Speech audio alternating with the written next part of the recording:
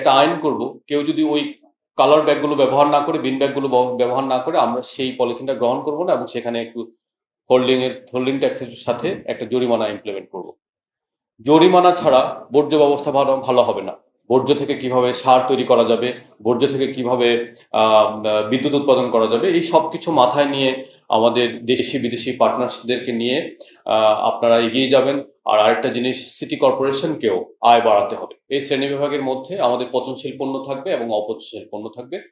প্রথমে অনেকগুলো ক্লাসিফিকেশন থাকলে ভালো হয়, কেমিক্যাল বর্জ্য, কাগজ, প্লাস্টিক ইত্যাদি।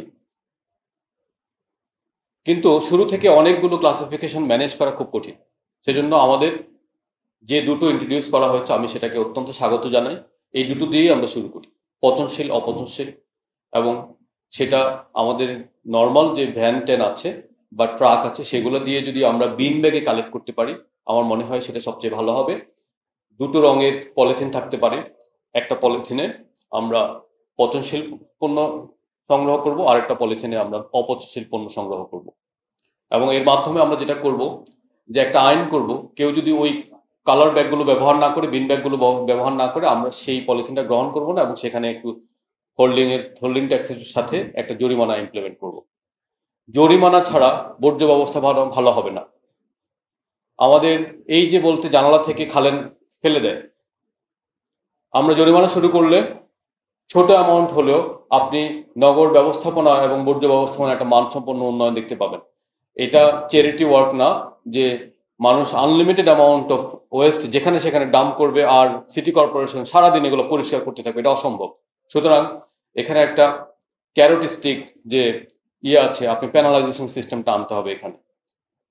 এরপরে আমাদের ফান্ডিং নিয়ে আমি বলেছি, যা ফান্ডিং অ্যালোকেট করা হয়েছে সেই ফান্ডিংটা আমি মনে করি নেওয়া দরকার, কারণ সরকারের আনলিমিটেড রাজস্ব নাই। যেহেতু সরকারের আনলিমিটেড রাজস্ব নাই, সরকার চাইলেই অনেক বেশি টাকা অর্থ কাউকে দিতে পারে না। আমরা আসলে সব ফাইন্যান্স মিনিস্ট্রির সাথে মারামারি করি, লিটারালি মারামারি করছি। আমরা চাইলেই আসলে বাজেট পাই না। তো যেই বাজেটটা পাওয়া গেছে, যেহেতু মূল্যস্ফীতি 10%, আপনাকে যদি 5% দিয়ে থাকে, তাহলে আপনি প্লিজ এই ফান্ডটা নেবেন এবং চট্টগ্রাম মানুষকে বঞ্চিত না করে এই ফান্ডটা দিয়ে কাজ শুরু করবেন বলে আমি বিশ্বাস করি।